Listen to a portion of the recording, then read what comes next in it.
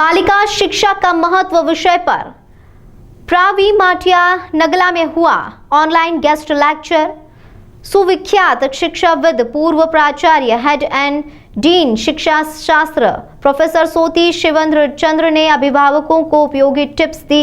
मेरठ रत्न से सम्मानित शिक्षा जगत के भीष्म पितामह डॉक्टर सोती अनेकों सम्मानजनक पदों पर रह चुके हैं आसीन। डॉक्टर अमित शर्मा की नवाचारी पहल से हुई थी श्री दर्शन ऑनलाइन अतिथि व्याख्यान माला के अंतर्गत ऑनलाइन अतिथि व्याख्यान की शुरुआत।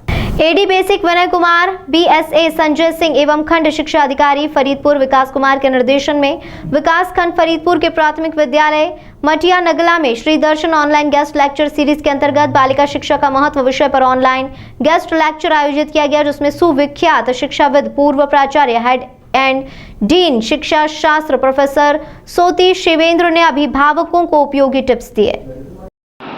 सभी को सादर नमस्कार। आज श्री दर्शन ऑनलाइन गेस्ट लेक्चर सीरीज में आप सबका हार्दिक स्वागत है, अभिनंदन है।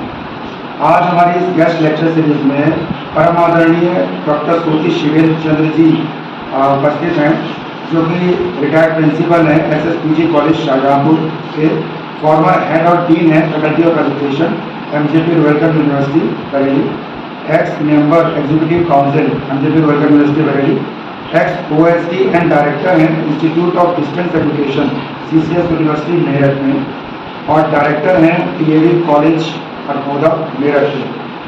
आपने 50 से ज़्यादा किताबें बीएड एमएड लेवल की लिखी हैं और सैकड़ों की तादाद में रिसर्च पेपर और आर्टिकल्स लिखे हैं। 50 से ज़्यादा लोगों को पीएचडी अपने गाइडेंस सुपरविजन में कराई है, और साथ ही साथ मैंने भी इनके अंदर में पीएचडी करी है अपनी। मेरठ एनसीआर रत्न और बहुत सारे दूसरे अवार्ड इनको मिल चुके हैं। बहुत ही डायनेमिक पर्सनैलिटी है। अगर इनके जो पर्सनैलिटी के गुणों की बात करें तो इनके जो नाम है उसके अक्षरों से हम इस तरीके से व्यक्त कर सकते हैं, सोती शिवेंद्र चंद्र सर।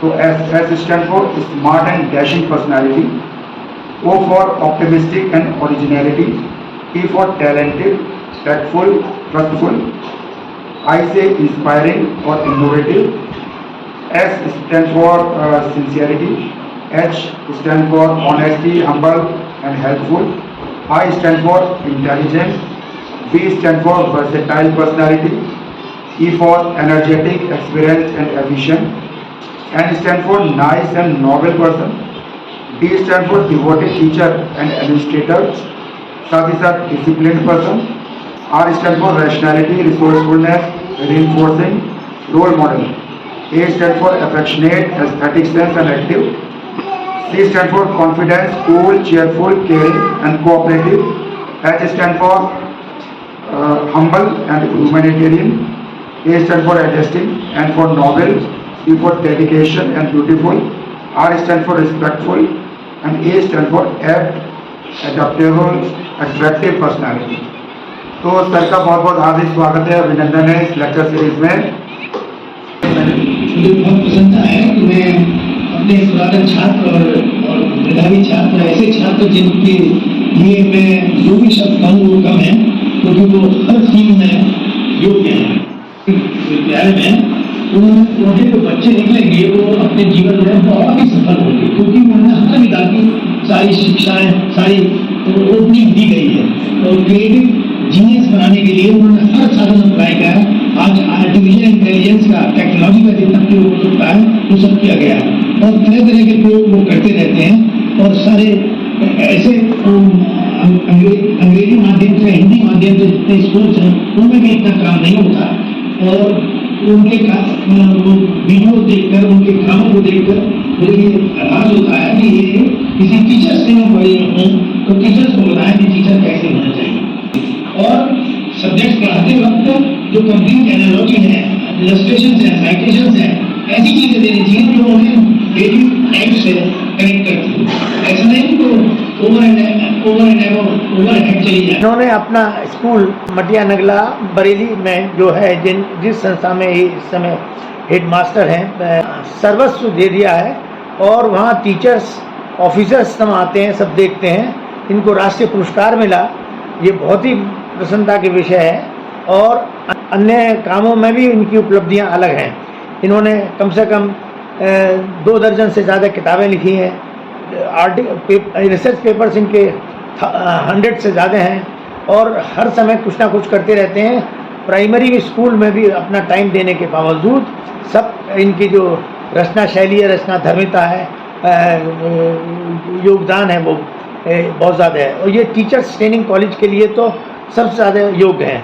इन्होंने इग्नो में काम किया, बरेली यूनिवर्सिटी के 2 एफिलिएटेड कॉलेज में पढ़ाया, बहुत अच्छी तरह से वहाँ हेड की पोजीशन में रहे, परमानेंट पोजीशन में रहे। अच्छा सर, ग्रामीण परिवेश में अक्सर देखा जाता है बालकों की शिक्षा पर तो वो लोग ध्यान देते हैं, लेकिन बालिकाओं की शिक्षा के प्रति उदासीन रहते हैं। तो देश के विकास में बालिका शिक्षा या महिला शिक्षा कितनी आवश्यक है, इस पर दो। बालिका शिक्षा भी उतनी ही, आप उनको अगर अधिकार नहीं मिलेंगे वो पढ़ेंगी नहीं।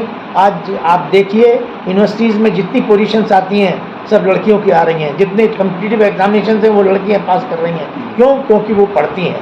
और मैं उन माँ बाप से ये कहूँगा कि ये बराबर मानिए बेटे बेटी को, और बेटी को भी खूब पढ़ाइए और उसको पढ़ने दीजिए। ये बिल्कुल रोक मत लगाइए कि साहब बेटा पढ़ेगा बेटी नहीं पढ़ेगी।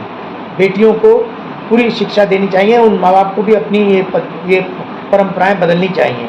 अच्छी पढ़ी लिखी लड़की अच्छी माँ बनेगी, अच्छी रूप से गृहस्थी संभालेगी, अच्छी रूप से अपने बच्चों की पेरेंटिंग परवरिश करेगी। और वो जैसे कि कहा गया है कि माँ प्रथम शिक्षिका होती है, और प्रथम शिक्षिका वास्तव में पिता से ज़्यादा माँ का असर होता है। इसलिए हमारे यहाँ माँ बाप कहा जाता है, राधा कृष्ण कहा जाता है, सीताराम कहा जाता है, उमाशंकर कहा जाता है। हमारे यहाँ श्रीमती श्री कहा जाता है। क्यों? क्योंकि माँ सबसे पहले है, देवी सबसे पहले है। लड़कियों की किसी भी रूप में अपेक्षा नहीं होनी चाहिए। हर चीज़ में, खान पीन में, रहन सहन में, उनके पढ़ाने में, उनकी परवरिश में कोई भी 2 तरह की बातें बिल्कुल नहीं होनी चाहिए। लड़कियों को प्रोत्साहित करना चाहिए और ग्रामीण क्षेत्र में भी करना चाहिए।